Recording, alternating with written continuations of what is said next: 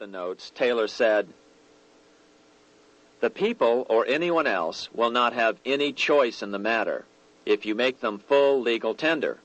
They will have the full sanction of the government and be just as good as any money, as Congress is given that express right by the Constitution." So that's exactly what Lincoln did. In 1862-63, he printed up $450 million worth of the new bills. In order to distinguish them from other banknotes in circulation, he printed them in green ink on the back side. That's why the notes were called greenbacks. With this new money, Lincoln paid the troops and bought their supplies. During the course of the war, nearly $450 million worth of greenbacks were printed at no interest to the federal government. Lincoln understood who was really pulling the strings and what was at stake for the American people. This is how he explained his rationale. The government should create, issue, and circulate all the currency and credit needed to satisfy the spending power of the government and the buying power of consumers. The privilege of creating and issuing money is not only the supreme prerogative of government, but it is the government's greatest creative opportunity. By the adoption of these principles, the taxpayers will be saved immense sums of interest. Money will cease to be master and become the servant of humanity. A truly incredible editorial in the London Times explained the central bankers' attitude to greenbacks. If this mischievous financial policy, which has its origins in North America, shall become indurated down to a fixture, then that government will furnish its own money without cost. It will pay off debts and be without debt. It will have all the money necessary to carry on its commerce. It will become prosperous without precedent in the history of the world.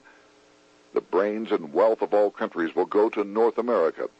That country must be destroyed, or it will destroy every monarchy. The scheme was effective, so effective that the next year, 1863, with Federal and Confederate troops beginning to mass for the decisive battle of the Civil War, and the Treasury in need of further congressional authority to issue more greenbacks, Lincoln allowed the bankers to push through the National Bank Act. These new national banks would operate under a virtual tax-free status and collectively had the exclusive monopoly power to create the new form of money, banknotes. Though greenbacks continued to circulate, their numbers were not increased. But most importantly, from this point on, the entire U.S. money supply would be created out of debt by bankers buying U.S. government bonds and issuing them for reserves for banknotes. As historian John Kenneth Galbraith explained it, in the war, the federal government ran a heavy surplus. It could not, however, pay off its debt, retire its securities, because to do so meant there would be no bonds to back the national banknotes. To pay off the debt was to destroy the money supply. Later in 1863, Lincoln got some unexpected help from Tsar Alexander II of Russia. The Tsar, like Bismarck in Germany, knew what the international money changers were up to and had steadfastly refused to let them set up a central bank in Russia.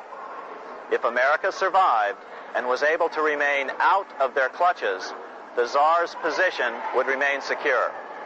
If the bankers were successful at dividing America and giving the pieces back to Great Britain and France, both nations under control of their central banks, eventually they would threaten Russia again. So the Tsar gave orders that if either England or France actively intervened and gave aid to the South, Russia would consider such action as a declaration of war. He did the same with part of his Pacific Fleet and sent them to port in San Francisco.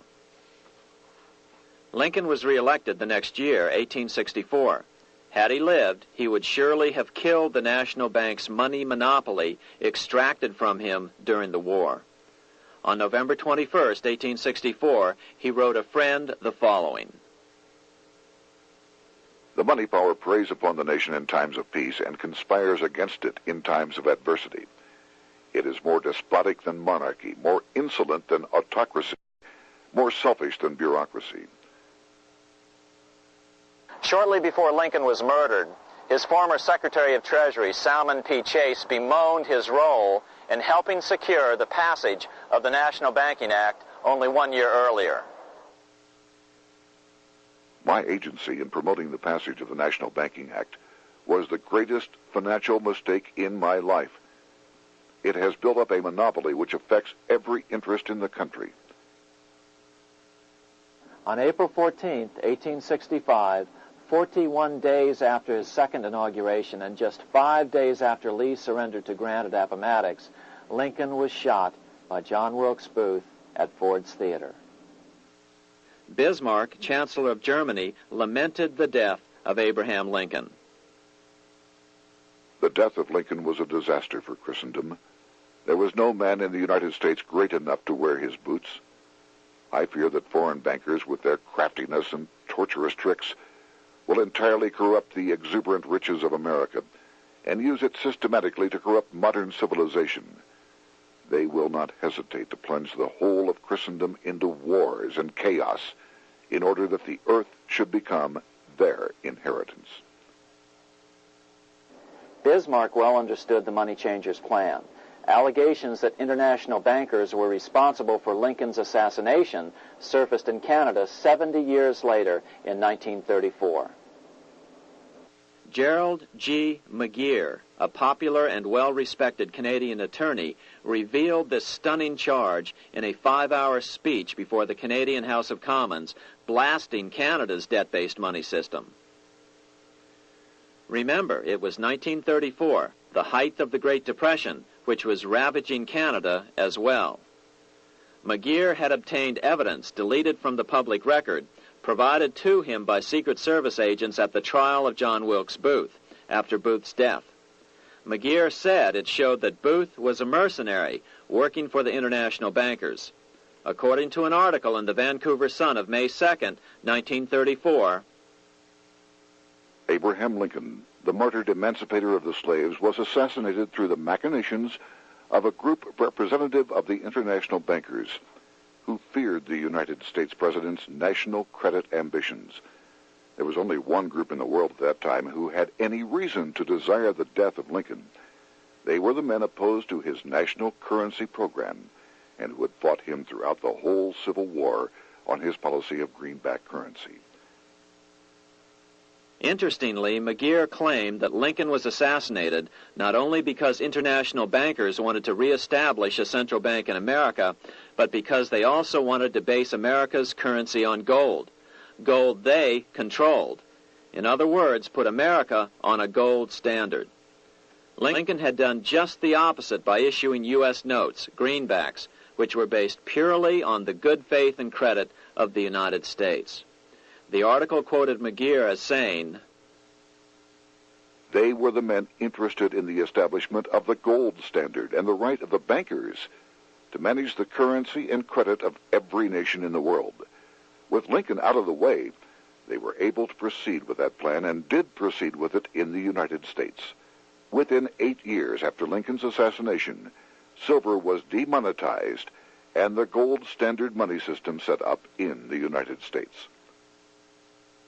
Not since Lincoln has the U.S. issued debt-free United States notes. These red-sealed bills, which were issued in 1963, were not a new issue from President Kennedy, but merely the old greenbacks reissued year after year.